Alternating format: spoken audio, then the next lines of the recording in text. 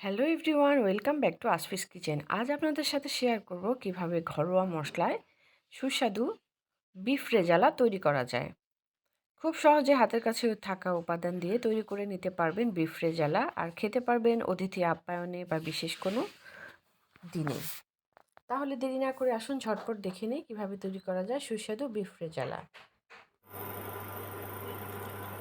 আজকের এই special recipe তৈরি করার জন্য আমি চুলায় একটি প্যান চড়িয়ে নিলাম, আর এখানে দিয়ে দিচ্ছি 4 থেকে 5 টেবিল চামচ পরিমাণ রান্নার তেল।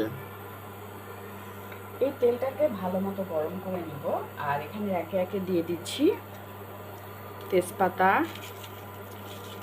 দারুচিনি, এলাচ, লবঙ্গ ফ্লেভারের জন্য, আর দিয়ে দিব পেঁয়াজ কুচি 4 থেকে 5টি বড় বড়।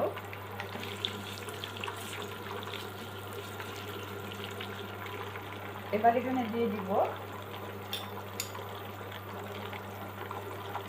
রসুন বাটা আর আদা বাটা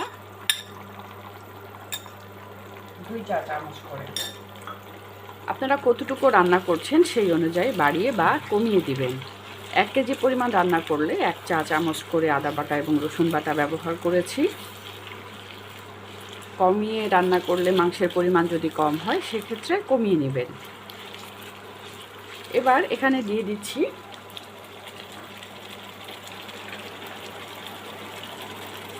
স্বাদমতো লাল মরিচের গুঁড়া।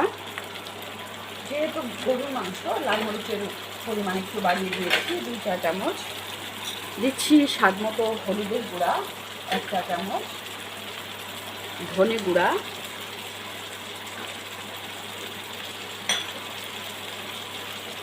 জিরার গুঁড়া আর জয়ফল জয়িত্রীর গুঁড়া, আর দিয়ে দিচ্ছি স্বাদমতো লবণ। এখন এই মশলাগুলোকে আমি একটু নাড়াচাড়া করে কষিয়ে নেব।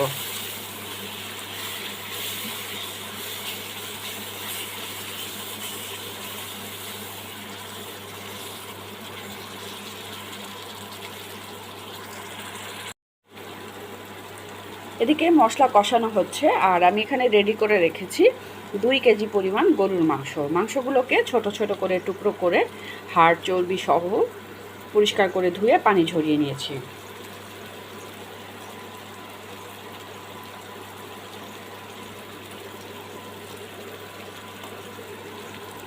এবার মশলাটা যখন কষানো হয়ে গেছে পুরোপুরি পারফেক্টভাবে, এখন এই মাংসটা দিয়ে আমি এখানে কষিয়ে নেব। ভালো করে নাড়াচাড়া করে নিব, আর এখানে আমি আলাদা কোনো পানি ব্যবহার করছি না, কারণ মাংস থেকে পানি বের হয়ে আসবে।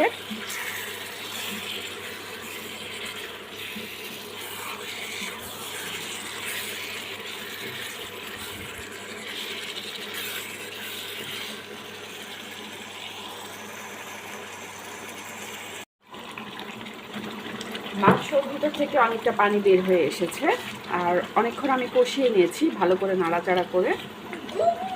যতক্ষণ পর্যন্ত সিদ্ধ হয় আর এভাবে কষানো হয় ততক্ষণ পর্যন্ত আমি কষিয়ে নিব। এটা সময় লাগবে কমপক্ষে 45 মিনিটের মতো।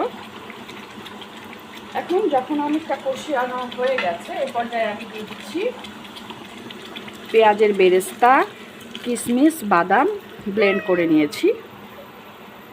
এই সব উপাদানগুলো সহ আমি কিছুক্ষণ আরও এইভাবে রান্না করে নিব।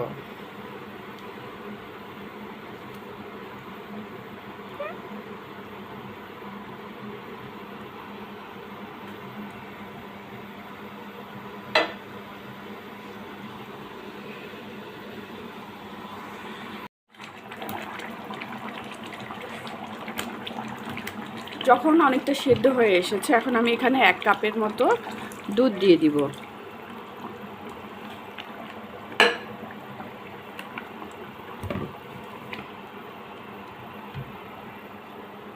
এবার ঢাকনা দিয়ে ঢেকে কিছুক্ষণ রাখবো।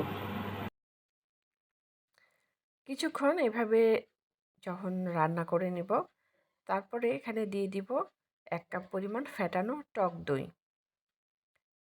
এই দুধ, টক দই এবং বাদাম বাটা দিয়েই কিন্তু আমার রান্নাটা আমি শেষ করব। এখানে এক্সট্রা কোনো পানি সেদ্ধ হওয়ার জন্য ব্যবহার করব না। মাংস থেকে যেই পানিটা বের হবে এই পানি দিয়ে আমার রান্নাটা শেষ করে নেব।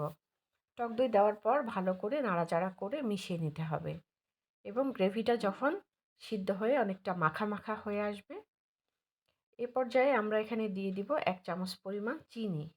যেহেতু আমি টক দই ব্যবহার করেছি চিনি দিলে টেস্টটা ভালো লাগবে। এভাবে যখন মাখা মাখা হয়ে এসেছে চুলাটা বন্ধ করে আমি নামিয়ে নিলাম আর পছন্দ মতো একটি ডিশে সার্ভ করে নিলাম। এভাবে গরম গরম রেজালা তৈরি করে আমরা খেতে পারি ঈদ, অতিথি আপ্যায়ন অথবা কোনো অনুষ্ঠানেও। হাতের কাছে থাকা উপাদান দিয়ে খুব সহজেই রেডি হয়ে গেল সুস্বাদু বিফ রেজালা। ভিডিওটি কেমন হয়েছে কমেন্ট বক্সে জানাবেন, বেশি বেশি লাইক এবং শেয়ার করবেন। দেশ বিদেশের আরও বিভিন্ন ধরনের রান্না দেখতে চোখ রাখুন আসফিস কিচেনে। আমাদের সঙ্গে থাকার জন্য এবং ভিডিওটি দেখার জন্য ধন্যবাদ।